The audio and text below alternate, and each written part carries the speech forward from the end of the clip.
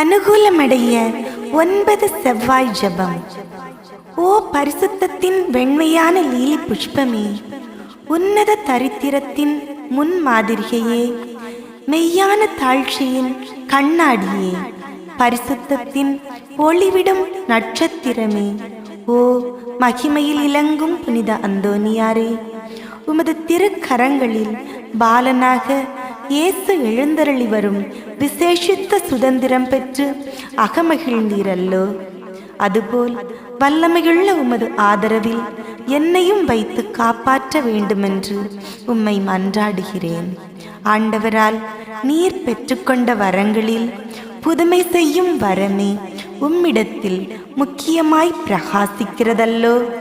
தேவரீர் என் பேரில் இறங்கி எனக்கு அவசியமான இந்த காரியத்தில் உதவி செய்ய வாரும்.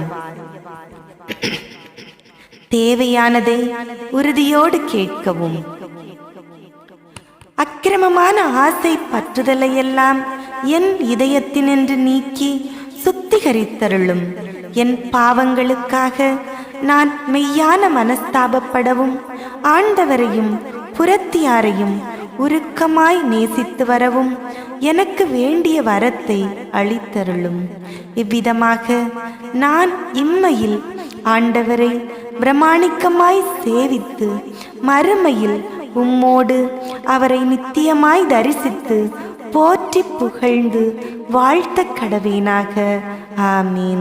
பரலோகத்தில் இருக்கிற எங்கள் பிதாவே, உம்முடைய நாமம் அர்ச்சிக்கப்படுவதாக, உம்முடைய ராஜ்யம் வருக, உம்முடைய சித்தம் பரலோகத்தில் செய்யப்படுவது போல பூலோகத்திலும் செய்யப்படுவதாக.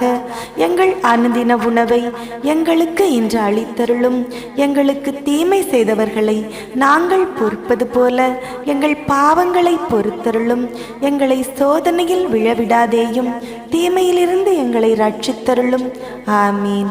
அருள் நிறைந்த மரியே வாழ்க, கர்த்தர் உம்முடனே, பெண்களுக்குள் ஆசீர்வதிக்கப்பட்டவள் நீரே, உம்முடைய திருவயிற்றின் கனியாகிய இயேசுவும் ஆசீர்வதிக்கப்பட்டவரே. அர்ச்சிஷ்ட மரியாயே, சர்வேஸ்வரனுடைய மாதாவே, பாவிகளாயிருக்கிற எங்களுக்காக இப்பொழுதும் எங்கள் மரண நேரத்திலும் வேண்டிக் கொள்ளும். ஆமீன். பிதாவுக்கும் சுதனுக்கும் பரிசுத்த ஆவிக்கும் மகிமை உண்டாவதாக. ஆதியிலே இருந்தது போல இப்பொழுதும் எப்பொழுதும் என்றென்றும் இருப்பதாக. ஆமீன்.